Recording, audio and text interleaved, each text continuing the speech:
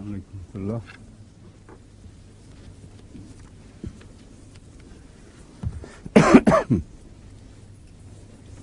یہ رکوع پورا ہو گیا تھا نا؟ رہ گیا تھا. اعوذ باللہ من الشیطان الرجیم. بسم اللہ الرحمن الرحیم. هو الذي خلق لكم ما في الأرض جميعا ثم استوى إلى السماء فسواهن سبع سماوات وهو بكل شيء عليم.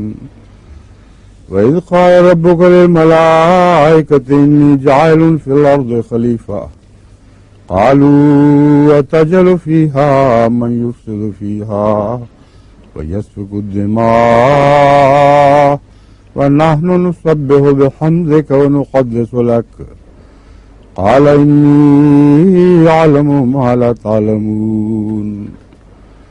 وعلم آدم الأسماء كلها ثم عرضهم على الملائكة فقال أنبئوني بأسماء هؤلاء إن كنتم صادقين. قالوا سبحانك لا علم لنا إلا ما علمتنا إنك أنت العليم الحكيم.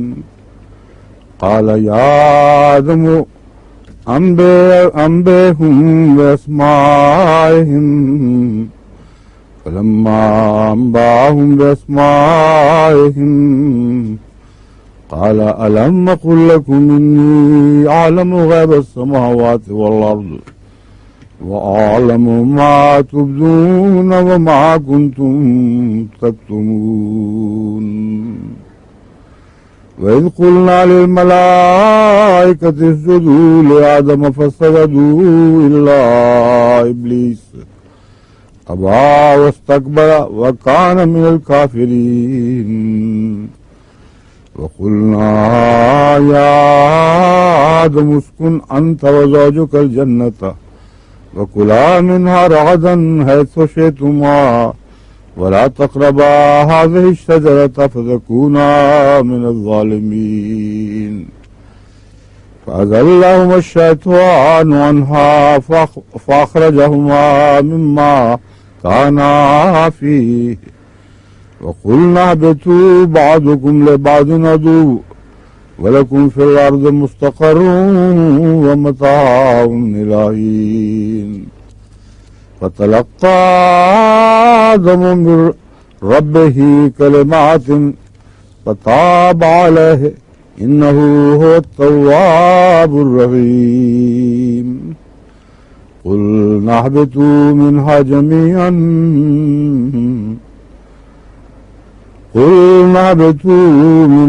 جميعا فإما يأتينكم مني هدى فمن تبع هدايا فلا خوف عليهم ولا هم يحزنون.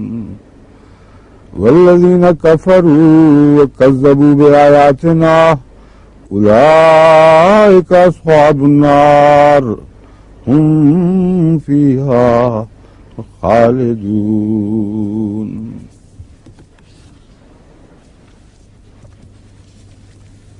هو الذي خلق لكم ما في الأرض جميعا.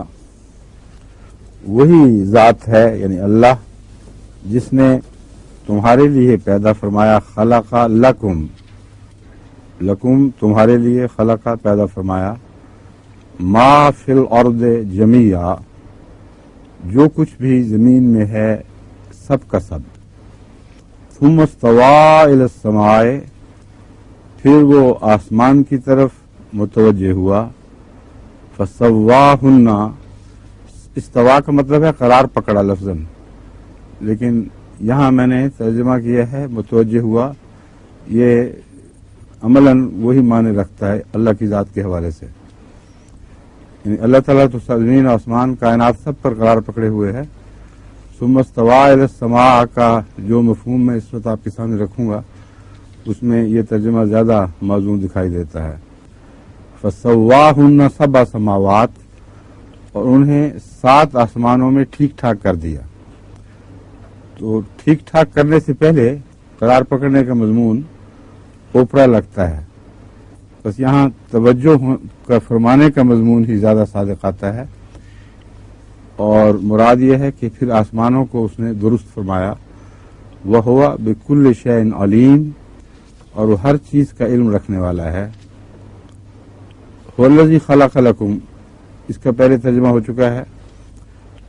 میں یہ بتا رہا تھا کہ آسمانوں کو تو پہلے پیدا کیا گیا ہے اور زمین کو بعد میں۔ پھر یہ کیا وجہ ہے کہ یہاں فرمایا کہ زمین کو جب پیدا کر دیا پھر اس کے بعد آسمانوں کی طرف پر قرار پکڑا یا ان کی طرف متوجہ ہوا؟ تو یہاں روحانی تخلیق مراد ہے، اور آئندہ آنے والا مضمون اس روحانی تخلیق ہی کی بات کرے گا۔ بس اس سے پہلے دنیاوی تخلیق مکمل ہو چکی ہے۔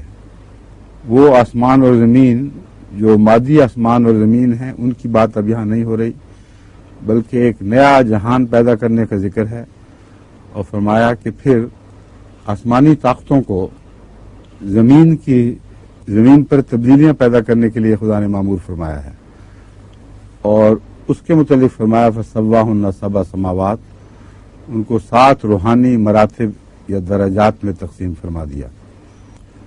وَهُوَ بِكُلِّ شَيْءٍ عَلِيمٌ، وَهُوَ، اور وہ، بِكُلِّ، ہر چیز پر، شے چیز کو کہتے ہیں، کل شیء ہر چیز، تو ہوا بِكُلِّ شَيْءٍ عَلِيمٌ، وہ ہر چیز کا علم رکھتا ہے، پر نہیں، بے کا مطلب ہے یہاں کا۔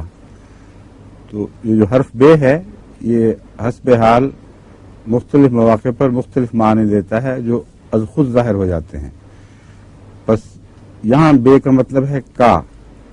وَهُوَ بِكُلِّ شَيْءٍ عَلِيمٌ، وہ ہر چیز کا علم رکھتا ہے۔ وَإِذْ قَالَ رَبُّكَ لِلْمَلَائِكَةِ، اب روحانی آسمان کی باتیں اور زمین سے اس آسمان کے تعلق کی باتیں شروع ہو رہی ہیں۔ تب جب خدا تعالیٰ نے روحانی انتظام مکمل فرما لیا تو فرشتوں سے کہا، قال ربوں کا، جب تیرے رب نے فرشتوں سے کہا۔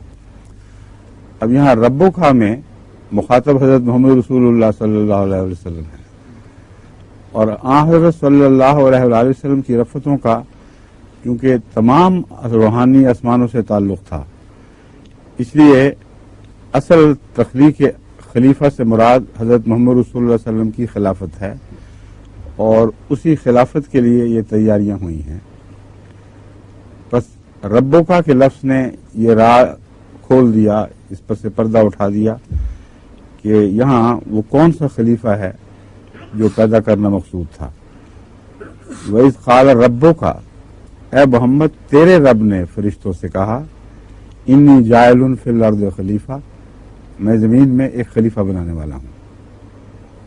قالوا اتجعل فیہا من یفسد فیہا ویسفک الدماء، قالوا ماضی کا جمع کا صیغہ ہے، انہوں نے کہا، اتجعل، آ کا جو حمزہ ہے یہ خطاب کے لیے سوال پیدا کرنے کے لیے استعمال ہوتا ہے۔ آ کیا، آ کا مطلب ہے کیا، آ تجعلو، کیا تو بنائے گا، فیہا، اس میں یعنی زمین میں، من یفسد فیہا، جو اس زمین میں فساد برپا کر دے گا، ویسفک الدماء، اور خون بہائے گا۔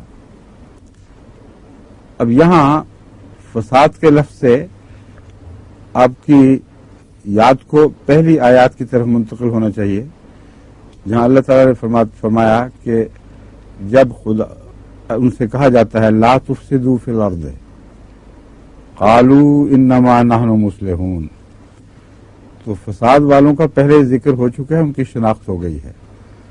فسادی وہ ہیں جو خلیفہ کے مخالف ہوں گے، نہ کہ خلیفہ خود۔ بس خلیفۃ اللہ کے ساتھ جو فساد کا مضمون فرشتوں نے باندھا ہے وہ دراصل خلیفۃ اللہ کی ذمہ داری نہیں ہے۔ خلیفہ کے ظہور کے ساتھ کچھ فساد ظہور ہوتے ہیں، اور وہ فساد جو ظاہر ہوتے ہیں وہ خلیفہ سے تعلق نہیں رکھتے ہیں، اللہ کے خلیفہ سے، بلکہ مخالفین سے تعلق رکھتے ہیں۔ بس پہلے ہی یہ مضمون خوب کھولا جا چکا ہے، اس لیے فرشتوں کا جو اعتراض تھا یا سوال تھا وہ بے محل تھا۔ ان کو یہ تو معلوم تھا کہ جب بھی خدا تعالیٰ کی طرف سے اس دنیا میں ایک صاحب امر پیدا کیا جائے گا تو اس کی مخالفت ہوگی، اس کے نتیجے میں فساد برپا ہوں گے، تو انہوں نے اس نظام کو گویا کہ فساد کا ذمہ دار قرار دے دیا۔ حالانکہ نظام فساد کا ذمہ دار نہیں ہوتا، نظام شکنی فساد کی ذمہ دار ہوتی ہے۔ وہ یسفک الدماء، اور خون بہائے گا اس میں۔ بس آن حضرت صلی اللہ علیہ وسلم کے زمانے میں جن کے خلاف فساد ہوا وہ محمد رسول اللہ صلی اللہ علیہ وسلم اور آپ کے ساتھی تھے، جن کا خون بہایا گیا وہ حضرت محمد رسول اللہ صلی اللہ علیہ وسلم اور آپ کے ساتھی تھے۔ وَنَحْنُ نُسَبِّحُ بِحَمْدِكَ وَنُقَدِّسُ لَكَ، اے خدا تو اس لیے قائم کرے گا کسی کو زمین میں کہ وہ تیری حمد کرے اور تسبیح کرے، تو ہم تھوڑے تو نہیں تسبیح کرنے والے اور حمد کرنے والے۔ حال یہ ہے کہ ہم تو موجود ہیں، اس لیے کیا ضرورت ہے ایک مصیبت سے ہیر کر پھر تسبیح کروائی جائے؟ اچھی بھلی پرامن تسبیح ہو رہی ہے اور حمد کے گیت گائے جا رہے ہیں، تو پھر کیا ضرورت ہے؟ قال انی عالم ما لا تعلمون، اللہ نے فرمایا میں زیادہ جانتا ہوں ان باتوں کو جو تم نہیں جانتے۔ یعنی تسبیح و تحمید ایک تخلیق کے ساتھ ایک نسبت رکھتی ہے، اس تخلیق کا ایک دائرہ ہوتا ہے، وہ اپنے دائرے سے بڑھ کر تسبیح و تحمید نہیں کر سکتی۔ اور یہاں ایک اور ثبوت اس بات کا ملا کہ لازماً حضرت رسول کریم صلی اللہ علیہ وآلہ وسلم مراد تھے، کیونکہ معراج کے واقعہ میں سب فرشتے آسمانوں کی حدود تک محدود رہے ہیں، یہاں تک کہ جبرائیل بھی 7ویں آسمان کی حد سے تجاوز نہیں کر سکا۔ ایک ہی وجود ہے جو ان حدود کو پھلانگ کر آگے نکلا ہے، وہ محمد رسول اللہ صلی اللہ علیہ وسلم تھے، اور کوئی نبی بھی نہیں جا سکا۔ اس لیے خلیفتاً سے مراد ایک خاص عظیم الشان خلیفہ ہے۔ اللہ تعالیٰ فرماتا ہے کہ میں نے ارادہ کیا تھا ایک عظیم خلیفہ پیدا کرنے کا، فرشتے چھوٹی چھوٹی باتوں میں الجھے رہے اور کہا کہ یہ کام ہم بھی کر رہے ہیں، حالانکہ جو تسبیح و تحمید حضرت محمد رسول اللہ صلی اللہ علیہ وسلم نے فرمائی اس کا کوئی تصور بھی فرشتوں کو نہیں تھا کہ کس عظمت تک وہ تسبیح پہنچے گی اور حمد کے کیسے گیت گائے جائیں گے۔ بس الحمد کے ساتھ بھی اس مضمون کا تعلق ہے سورہ فاتحہ کے ساتھ، جہاں حضرت مسیح علیہ السلام فرماتے ہیں کہ یہاں حمد کا مطلب حمد کو دو طرح سے لیا جاتا ہے، ایک حمد کرنے والا اور ایک جس کی حمد کی جائے، اور یہ دونوں مضامین یہاں سورہ فاتحہ کے آغاز میں شامل ہیں کہ حمد وہی جو اللہ کی ہو اور حمد اسی کی جس کی اللہ کرے۔ تو ہاں حضرت صلی اللہ علیہ وآلہ وسلم کی ذات میں سورہ فاتحہ کا آغاز ہی ایک جگہ مرکوز ہو جاتا ہے۔ بس یہ وہ مضمون ہے جو زیادہ تفصیل میں تو نہیں جاتا، لیکن اشارتاً میں نے آپ کو سمجھا دیا ہے۔ فرماتا ہے اللہ زیادہ بہتر جانتا ہے ان باتوں کو جو تم نہیں جانتے۔ وَعَلَّمَ آدَمَ الْأَسْمَاءَ كُلَّهَا ثُمَّ عَرَضَهُمْ عَلَى الْمَلَائِكَةِ۔ اب یہاں خلیفہ سے جو بات ہے وہ آخری خلیفہ سے پہلے خلیفہ کی طرف منتقل ہو گئی ہے۔ پہلے خلیفہ کا نام آدم تھا، بس آدم کو جو نام سکھائے ہیں اس میں ان انبیاء کے نام تھے جو بعد میں آنے والے تھے، اور ان ناموں میں سب سے بڑا سب سے بالا برتر نام حضرت محمد رسول اللہ کا نام تھا۔ تو آدم کو نام بتا دیے کیونکہ اس کی صلب سے پیدا ہونے تھے، اور فرشتے اس مضمون سے بے خبر تھے۔ فرمایا وَعَلَّمَ آدَمَ الْأَسْمَاءَ كُلَّهَا، تمام تر اسماء آدم کو سکھا دیے۔ ثُمَّ عَرَضَهُمْ عَلَى الْمَلَائِكَةِ، پھر ان کو آدم فرشتوں کے سامنے پیش کیا. اب یہ ذرا الجھاؤ والی آیت ہے، اس کو ذرا ٹھہر ٹھہر کے ترجمہ کریں اور ضمیروں کو پہچانیں، پھر سمجھ آئے گی. اسماء مذکر نہیں ہے، اسماء مؤنث ہے. جیسا کہ فرمایا وَعَلَّمَ آدَمَ الْأَسْمَاءَ كُلَّهَا. اب یاد رکھیں کہ تمام نام بطور مؤنث کے مذکور ہو رہے ہیں، کیونکہ اسماء جمع ہے اسم کی اور یہ تانیث کا صیغہ ہے. تو فرشتوں کو وہ سارے نام سکھا دیے، نہ آدم کو سارے نام سکھا دیے. پھر کیا کیا؟ ثم عرضہم، پھر انہیں ملائکہ کے سامنے پیش کیا ہے. اب وہ ہم کون تھے؟ نام تو مؤنث ہیں، ان کی طرف تو تانیث کے صیغے نے اشارہ کیا. ہم میں وہ انبیاء کی ذات ہے، انبیاء کے وجود ہیں جو کشفی طور پر ظاہر کیے گئے ہیں اس وقت. فقال انبئونی باسماء ہؤلاء. اب پھر مؤنث کا صیغہ دوبارہ شروع ہو گیا. فرمایا فرشتوں سے کہ ان کے ذرا نام تو بتاؤ، یہ کون لوگ ہیں. اور ان کو اس کا علم نہیں تھا. آدم کو بتایا گیا تھا کیونکہ اس کی صلب سے ان وجودوں نے پیدا ہونا تھا. تو اس پر انہوں نے اپنے عز کا اظہار کیا. ان کنتم صادقین کا لفظ جو ہے یہ بھی بہت اہم ہے یہاں. ان کنتم صادقین، اگر تم سچے ہو. کس بات میں سچے ہو؟ یہ تو دعویٰ نہیں کیا تھا انہوں نے کہ ہم عالم الغیب ہیں، ہم سب کو جانتے ہیں. انہوں نے یہ دعویٰ کیا تھا کہ فساد پھیلانے والے پیدا ہوں گے، اور وہ سارے وجود معصوم تھے جو ان کے سامنے پیش کیے گئے. ان کے چہرے فسادیوں کے چہرے نہیں تھے، اور مجسم امن کی تصویریں تھیں. تو اللہ تعالیٰ نے فرمایا کہ تم پہچانتے تھے ان کو، تم یہ کہہ رہے تھے کہ فساد برپا ہوگا خلیفہ پیدا ہونے سے. جس خلیفہ کی تیاری ان لوگوں سے ہوئی ہے، ان کے چہرے تو دیکھو، کیا یہ فسادیوں کے چہرے ہیں؟ اگر تم سچے ہو تو بتاؤ پھر یہ کیا، کون لوگ ہیں اور کیسے لوگ ہیں. اس پر فرشتوں کو اپنی نادانی کا احساس ہوا. قالوا سبحانک، انہوں نے کہا پاک ہے تو. لا علم لنا الا ما علمتنا، لا علم ہمیں کوئی، لا علم کوئی علم نہیں، لنا ہمارے لیے یعنی ہمیں، لا علم لنا ہمیں کچھ علم نہیں، الا ما علمتنا سوائے اس کے جو تو ہمیں علم عطا فرمائے. علمتا، تو نے علم دیا، اور نہ میں نے ہم. تو اللہ کا مطلب کیا ہے بتایا تھا پہلے بھی کئی دفعہ، سوائے اس کے، مگر استثناء کے لیے استعمال ہوتا ہے. قالو، ان فرشتوں نے کہا، یعنی انہوں نے کہا سبحانکا، تو پاک ہے، لا علم نہیں ہے علم، لنا ہمیں یا ہمارے لیے، الا ما علمتنا سوائے اس کے جو تو ہمیں عطا فرمائے. انک انت العلیم الحکیم، یقیناً تو ہی ہے جو بہت جاننے والا اور بہت حکمت والا ہے. قال یا آدم انبئہم باسمائہم، یہاں ہم کی ضمیر پھر نبیوں کی طرف چلی گئی. اب ان کو اے آدم تو بتا کہ کون لوگ ہیں جو آنے والے ہیں.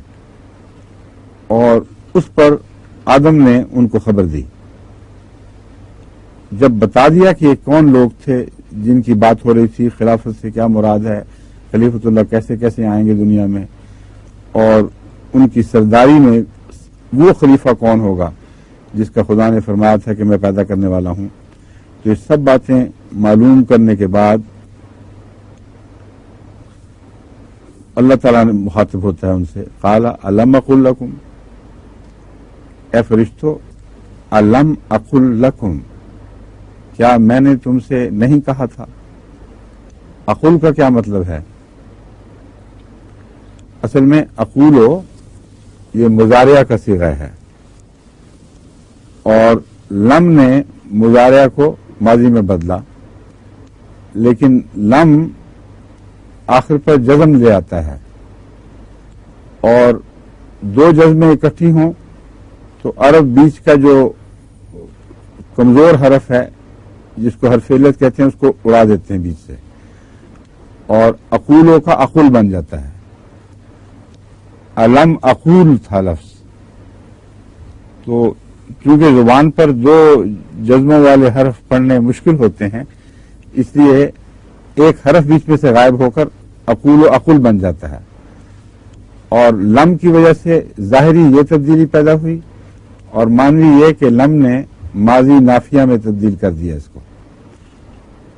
بس لا اقولو کا مطلب ہے میں نہیں کہوں گا، لم اقل کا مطلب ہے میں نے نہیں کہا، تو یہاں یہی معنی ہے الم اقل لکم، کیا میں نے تمہیں نہیں کہا تھا، انی عالم غیب السماوات والارض، کہ میں سماوات اور زمین کے غیبوں کو بہت زیادہ جانتا ہوں، سب سے زیادہ جانتا ہوں، وہ عالم ما تبدون، اور میں بہت زیادہ جانتا ہوں ما تبدون جو تم ظاہر کرتے ہو، وما کنتم تکتمون اور جو تم چھپاتے ہو۔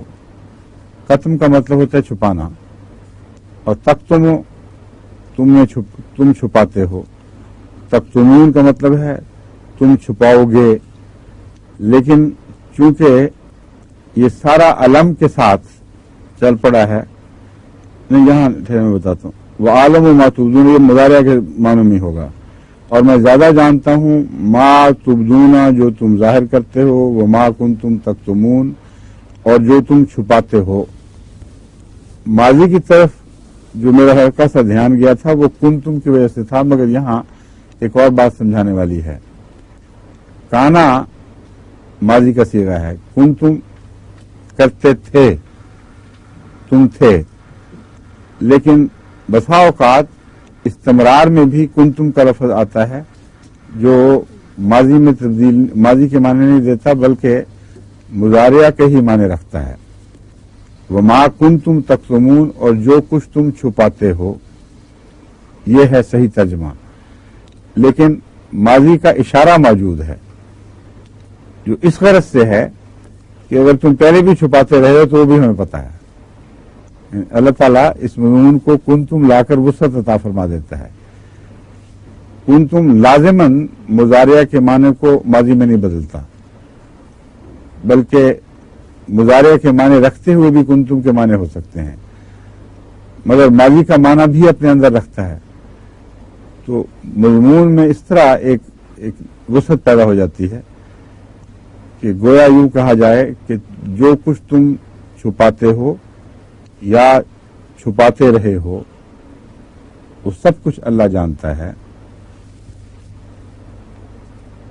وَإِذْ قُلْنَا لِلْمَلَائِكَةِ اسْجُدُوا، اور جب ہم نے فرشتوں سے کہا اسجدوا لآدم، آدم کے سامنے جھک جاؤ۔ سجدہ کا معنی ایک تو یہ ہے کہ خدا کے حضور جس طرح سر زمین پر ٹیک دیتے ہیں اس طرح اس کے ساتھ جھک کر اس کی عبادت کرنا۔ ایک سجدے کا مطلب ہے تابع ہو جانا، فرما برداری کرنا۔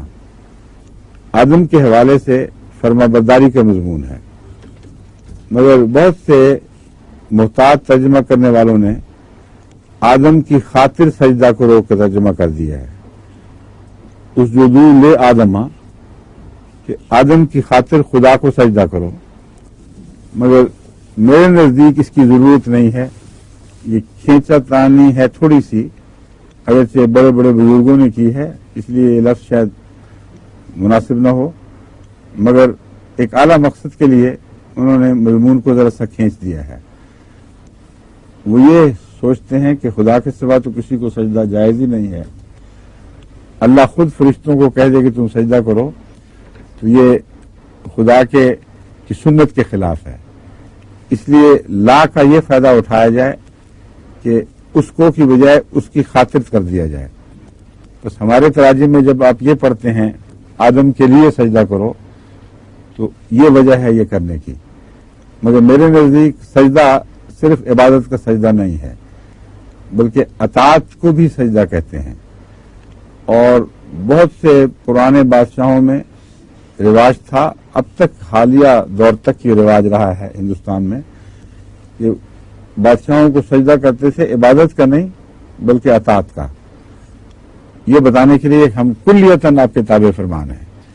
تو کچھ شرک کا پہلو پیدا نظر دکھائی دیتا ہے، مگر اگر خالصتاً اطاعت کا مضمون ہو تو پھر شرک نہیں ہے. اس شرک کے خفی پہلو کو بھی آگے جا کر خدا تعالیٰ کھول کر واضح فرما دے گا کہ وہ نہیں ہے. یہاں ہم اس کا ترجمہ یوں کریں گے، قال، اللہ تعالیٰ نے فرشتوں سے کہا کہ تم آدم کو سجدہ کرو. جب یہ کہا کیا ہوا؟ فسجدوا، انہوں نے اطاعت اختیار کی، الا ابلیس، سوائے ابلیس کے. ابلیس نے اطاعت نہیں کی، ابا، اس نے انکار کر دیا، واستکبر، اور تکبر اختیار کیا، وکان،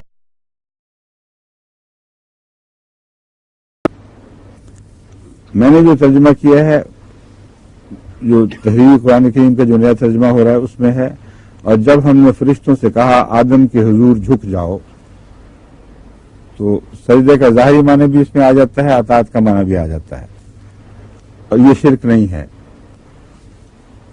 تو وہ سب کے سب سجدہ ریز ہو گئے سوائے ابلیس کے، اس نے انکار کیا اور تکبر سے کام لیا، وکان من الکافرین، اور اس طرح وہ کافروں میں سے ہو گیا. وقلنا یا آدم اسکن انت وزوجک، اور ہم نے آدم سے کہا تو اور تیری بیوی یا تیری ساتھن، تم دونوں اس باغ میں رہو، اس جنت میں رہو. یہ مسئلہ بھی حل ہو گیا کہ آدم کا جو ذکر ہے وہ پہلے نبی کا ہے، پہلے انسان کا ذکر نہیں، کیونکہ بیچ میں اور کسی کی پیدائش کا ذکر نہیں ہے. آدم کی بیوی بھی تھی، آدم سے پہلے کچھ لوگ موجود تھے جن میں آدم نے شادی کی اور اس کی بیوی بنی.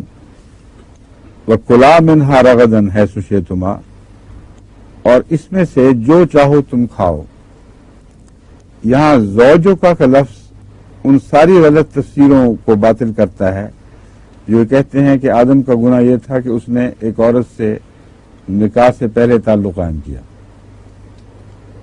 زوجوں کا لفظ بتاتا ہے کہ اللہ کے نزدیک وہ میاں بیوی تھے، اور جو بھی غلطی ہوئی ہے اس کا اس سے کوئی تعلق نہیں. بائبل میں چونکہ اس پر کئی طرح سے روشنی ڈالی گئی ہے، اور بائبل کے مفسرین نے بھی یہ لکھا ہے مختلف نے کہ یہ گناہ وہ گناہ تھا کہ نکاح کے بغیر تعلقات قائم کیے. یہ بالکل جھوٹی بات ہے، اس کا قرآن کریم کے بیان سے ثابت ہوتا ہے، حقیقت سے کوئی بھی تعلق نہیں. تو میاں بیوی تھے، دونوں کو ایک جگہ رہنے کا حکم دیا. پھر کیا ہوا؟ وَكُلَا مِنْهَا رَغَدًا حَيْثُ شِئْتُمَا، اور اس میں سے خوب رشتہ پشتہ جتنا چاہو کھاؤ، جہاں سے چاہو کھاؤ. حیث شئتما، تم دونوں جہاں سے چاہو اس میں سے کھاؤ. رغدن، رغدن جیسے اردو میں اس کے لیے محاورہ رشتہ پشتہ ہی نظر آتا ہے. میں دیکھتا ہوں میں نے ترجمے میں کیا لکھا تھا، بافراغت. رغدن کا مطلب بافراغت، کھلے بندوں کھاؤ، جتنا چاہو کھاؤ. ولا تقربا هذه الشجرة، لیکن اس درخت کے قریب نہ جانا. فتکونا من الظالمین، تم دونوں اگر ایسا کرو گے تو ظالمین میں سے ہو جاؤ گے. یہاں شجرہ ممنوعہ سے کیا مراد ہے؟ اس کو قرآن کریم نے دوسری جگہ کھول دیا ہے. مختصراً میں آپ کو یاد دلا دیتا ہوں کہ پاک کلمے اور خبیث کلمے کی مثال دو درختوں سے دی ہے. پاک کلمے کی سے مراد وہ پاکیزہ درخت ہے جس کی جڑیں زمین میں لیکن شاخیں آسمان میں بلند ہوں، اللہ سے تعلق ہو. اور ہر حال میں اللہ کے اذن سے وہ پھل لاتی ہوں۔ شجرہ خبیثہ وہ درخت ہے جو نافرمانی کے نتیجے میں پیدا ہوتا ہے اور اسے خبیثہ لفظ سے یاد کیا گیا، جس کی کوئی بنیاد نہ ہو، کوئی جڑ نہ ہو۔ بنیاد زمین میں سے مراد یہ ہے وہ ایسے لوگ جو ایک کتاب سے تعلق رکھتے ہوں، جس طرح جڑیں زمین میں پیوستہ ہوتی ہیں اور مجبور ہوتی ہیں ایک خاص ماحول کے تابع ہونے پر جو زمین سے اٹھا ہوا ہے، آزاد نہیں ہے جہاں مرضی پھریں۔ جس کی جڑیں اکھڑ جائیں وہ قوم جس کا تعلق کسی کتاب میں نہ ہو، وہ مادر فطر آزاد ہو جاتی ہے، اور اس کے دو نتیجے ظاہر ہوتے ہیں۔ ایک تو یہ کہ وہ ایسے پودے جن کی جڑیں اکھڑ جائیں، ان کی شاخیں آسمان سے باتیں نہیں کیا کرتی، بلکہ زمین میں خشک ہو کر بے پھل اور بے ثمر ادھر ادھر ہواؤں کے ساتھ دوڑی پھرتی ہیں۔ اور دوسرے یہ کہ ان کو کسی جگہ قرار نہیں ہوتا، آج یہ مسلک اختیار کر لیا، کل وہ مسلک اختیار کر لیا، پرسوں ایک اور مسلک اختیار کر لیا، ان کی کوئی بنیاد ہی نہیں ہوتی، عدلتے بدلتے رہتے ہیں، بہکتے رہتے ہیں جگہ جگہ۔ تو یہ وہ شجرہ تھا، یعنی شریعت کو شجرہ طیبہ سے مثال دی گئی ہے اور شریعت سے الگ ہونے کو شجرہ خبیثہ کی مثال دی گئی ہے۔ فرمایا شریعت کی حدود میں رہنا اور نافرمانی کر کے جو شجرہ خبیثہ ہے اس کا پھل نہ کھا بیٹھنا۔ وہ نافرمانی کیا تھی، کس طرح ہوئی، ہمیں علم نہیں، اللہ تعالیٰ نے اس کی تفصیل بیان نہیں فرمائی۔ اس لیے جہاں اللہ تعالیٰ نے کسی پر پردہ ڈالا ہے اس کو تو لگا کر اپنے تصور سے باتیں نکال کر یہ منسوب کر دینا کہ آدم نے یہ کیا وہ کیا، یہ بالکل لغو باتیں ہیں۔ وہاں قدم رک جانے چاہیے، وہاں کھڑے ہو کر صرف استغفار کا موقع ہے کہ کوئی بات ایسی ہوئی ہے، کوئی کوتاہی ہوئی ہے جس میں جو جنت اللہ تعالیٰ نے شریعت کی حدود کے ذریعے نازل فرمائی تھی اس جنت سے کہیں باہر قدم رکھا گیا۔ تکونا من الظالمین، اگر تم یہ کرو گے فتکونا، تم ہو جاؤ گے من الظالمین، ظالموں میں سے۔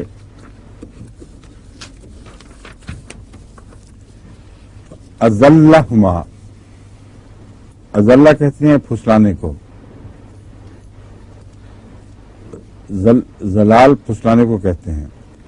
اذلہ اس نے پھسلایا، ہما ان دونوں کو، اس نے کس نے؟ الشیطانو، شیطان نے پھسلا دیا ان دونوں کو۔ اب یاد رکھیں دونوں کو پھسلایا ہے، یہ نہیں کہ حوا نے گناہ کیا اور آدم کو ساتھ لے بیٹھی۔ قرآن کریم فرما رہا ہے کہ شیطان نے دونوں کو پھسلایا ہے۔ فَأَخْرَجَهُمَا مِمَّا كَانَا فِيهِ، اخرجہما ان دونوں کو نکال دیا، مما کانا فیہ اس حالت سے جس میں وہ پہلے تھے، وہ امن اور سکون کی حالت جسے اللہ تعالیٰ جنت فرما رہا ہے۔ جب ایک دفعہ حد ٹوٹ جائے تو پھر انسان کا امن اٹھ جاتا ہے اور اس حالت سے وہ نکل جاتا ہے۔ اذلہم الشیطان، شیطان کی کیا حالت ہے یہاں اس وقت؟ لفظ شیطان کی نصب کی حالت ہے، رفع کی حالت ہے، یا کوئی اور ہے؟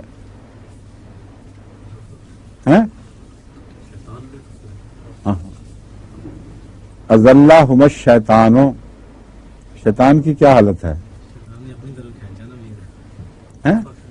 رفع کی، لفظ شیطان پہ رفع آئی ہوئی ہے، علامت اس کی پیش ہے یہاں، تو اس پر رفع کی حالت ہے کیونکہ یہ فاعل ہے، یہ پھسلانے والا ہے، اور مفعول کون ہے؟ ہما، وہ دونوں حضرت آدم اور حضرت حوا، یہ دونوں مفعول بہی بن گئے شیطان کے، ان دونوں کو شیطان نے پھسلا دیا۔ اخرجا، یہاں بھی شیطان فاعل ہے اخرجا کا، ہما ان دونوں کو، مما اس سے کانافی ہے جس میں یہ دونوں تھے. اس سے کیا مراد ہے؟ وہ حالت جس میں تھے. وَقُلْ نَهْبِطُوا بَعْضُكُمْ لِبَعْضٍ عَدُوٌّ. اس آیت نے مزید ثابت کر دیا کہ صرف آدم اور حوا کی بات نہیں، بہت سے لوگ تھے اور بھی، کیونکہ تثنیہ کا ذکر کرتے کرتے خدا نے جمع کا لفظ استعمال فرما دیا. وَقُلْنَا، اور ہم نے کہا، اهْبِطُوا بَعْضُكُمْ لِبَعْضٍ عَدُوٌّ، تم اس حالت میں یہاں سے نکل جاؤ کہ اب تم میں سے بعض کے دشمن ہوں گے. یعنی پوری قوم تھی. حضرت آدم اور حوا صرف نہیں تھے، حضرت آدم اور حوا تو ان کے سردار تھے. اس لیے ان کی ایک مثال بیان کی کہ جب سردار پھسل جائیں تو قوم بھی پھر پھسلا کرتی ہے. سردار تو توبہ کر کے واپس بھی آ جاتے ہیں نیک لوگ، قوم پھر واپس ہی نہیں آتی، مستقل جنت سے نکالی جاتی ہے. تو بڑی ذمہ داری عائد ہوتی ہے اس پہلو سے. اللہ تعالیٰ فرماتا ہے ان دونوں کو جب کہا نکلو تو یہ تو نہیں تھا کہ جو دوسرے تھے وہ پیچھے بیٹھے رہیں. معلوم ہوتا ہے ان کا جرم زیادہ تھا، کیونکہ ان کے متعلق خدا نے نہیں فرمایا بعد میں کہ انہوں نے توبہ کی، اللہ نے سے انہوں نے توبہ کا طریق سیکھا اور پھر خدا نے ان کو معاف فرما دیا. آدم اور حوا کے متعلق ہے، آدم کے متعلق بلکہ خصوصیت سے کہ اس نے خدا سے توبہ کا طریق سیکھا، توبہ کی اور اللہ نے اسے معاف فرما دیا، لیکن باقیوں کا ذکر نہیں. تو اس کا مطلب یہ ہے کہ جب ایک دفعہ شریعت کا امن اٹھ جائے تو لمبے عرصے تک انسانیت جگہ جگہ بہکتی پھرتی ہے اور اکھڑے ہوئے پودے کی سی مثال بن جاتی ہے، اس کو کوئی پھل نہیں لگتا اور ہر جگہ سرگردان پھرتی رہتی ہے. حضور پہلے ابلیس کا ذکر ہے، ابا واستکبر، جی تو شیطان ہی تھا نا ابلیس، یہ الگ وجود. بس کرتا ہوں، شیطان اور ابلیس دو پہلو ہیں ایک ہی مضمون کے. شیطان اس بنیادی نفسانی حالت کا نام ہے جو بغاوت پر آمادہ کرتی ہے، اور نفس امارہ ہی کو شیطان دکھایا گیا ہے. ظاہری طور پر اس کا کوئی وجود متمثل ہو سکتا ہے، لیکن اس میں بحث نہیں. نفس امارہ کو شیطان بتانا حدیث سے ثابت ہے. حضرت صلی اللہ علیہ وسلم نے فرمایا کہ شیطان ہر شخص کے خون میں دوڑ رہا ہے. ہاں، ابلیس نہیں فرمایا، شیطان فرمایا ہے. اور کسی نے تعجب سے عرض کی، یا رسول اللہ آپ کے خون میں بھی؟ اور نے فرمایا ہاں، لیکن میرا شیطان مسلمان ہو گیا. جس کا مطلب ہے کہ امارہ کے اوپر کاٹھی ڈال دینا اور اسے 100% قابو کر دینا ایسا ہے جیسے کسی کا شیطان مسلمان ہو جائے. لیکن جس کا نہ ہو وہ ابلیس بنتا ہے. یہ فرق ہے شیطان اور ابلیس میں. شیطان قدر مشترک ہے ہر انسان میں. بعض شیطان کو لگام میں ڈال دیتے ہیں اور ناکارہ کر دیتے ہیں، وہ شیطان کے چنگل سے پوری طرح آزاد ہو جاتے ہیں اور ان کا شیطان بیکار ہو کر رہتا ہے اور کچھ ان کے پاک وجود میں تبدیلی پیدا نہیں کر سکتا. جو اس کے سامنے سر جھکا دیں ان کے اندر تبدیلیاں پیدا کرتا رہتا ہے، یہاں تک کہ جب وہ شیطان مجسم بن جائیں تو ان کا نام ابلیس ہو جاتا ہے. تو ابلیس شیطان کے انسانی روپ دھارنے کا نام سمجھ لیں آپ. تو اس زمانے میں بھی سرکش لوگ تھے کچھ، ان کو ابلیس کہا گیا ہے. الا ابلیس سے مراد وہ شیطان نہیں ہے، کیونکہ وہ شیطان تو ہر وجود میں ہے. اس زمانے میں جو بہت بدبخت لوگ تھے جنہوں نے آدم کا مقابلہ کیا اور کہا ہم کسی قیمت تجھے نہیں مانیں گے، ان کو ابلیس فرمایا گیا ہے.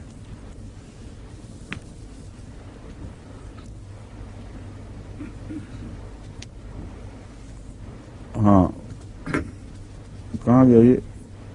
ہاں فتلقى نہیں آ گیا ہے. قل نهبطوا بعضكم لبعض عدو وَلَكُمْ فِي الْأَرْضِ مُسْتَقَرٌّ وَمَتَاعٌ إِلَىٰ حِينٍ.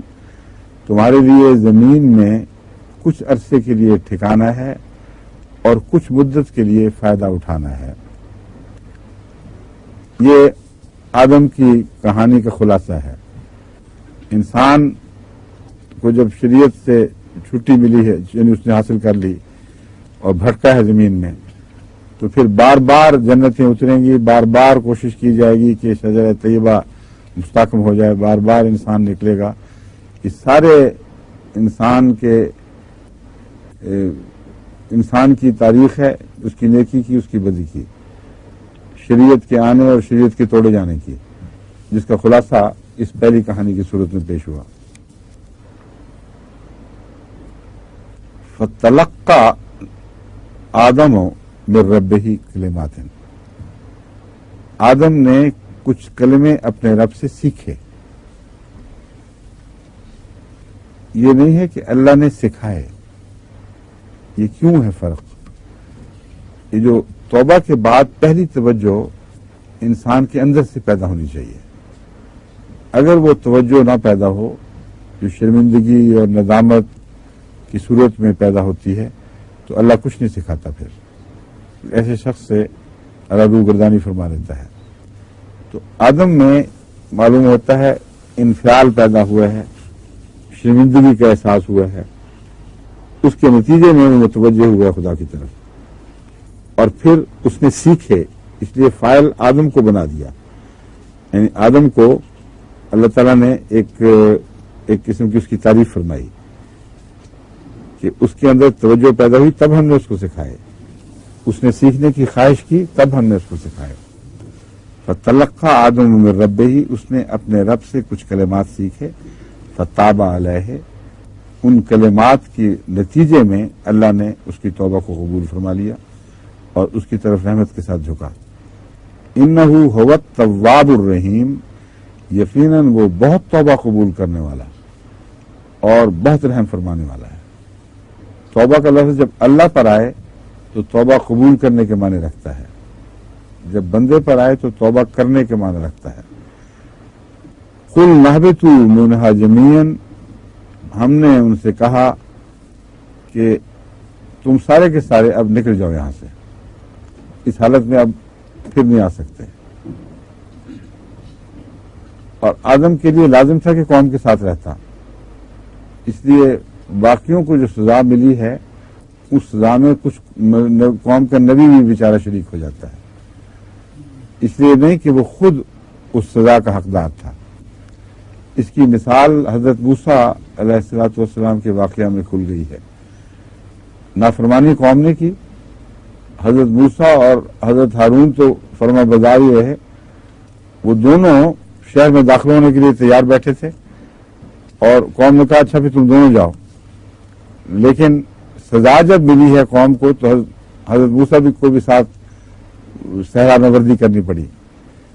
تو یہ مضمون ہے یہاں. جب معافی دے چکا اللہ تو اہبطوا میں آدم کا شامل ہونا سزا کے طور پر نہیں بلکہ نبوت کی ذمہ داری ادا کرنے کی خاطر ہے.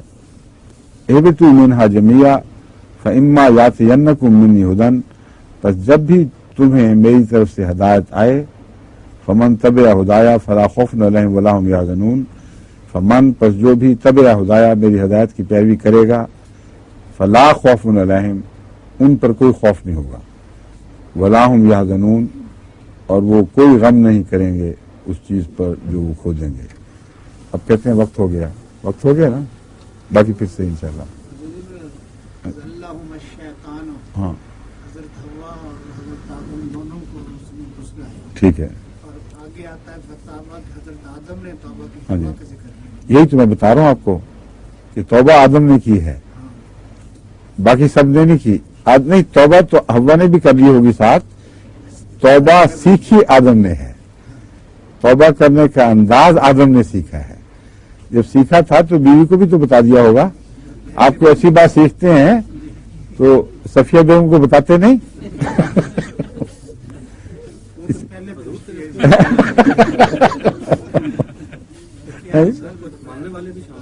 کیا نہیں، اور بھی ہو سکتے ہیں، لیکن یہ اہم بات ہے کہ نبی کی توجہ ہوئی ہے اور نبی کی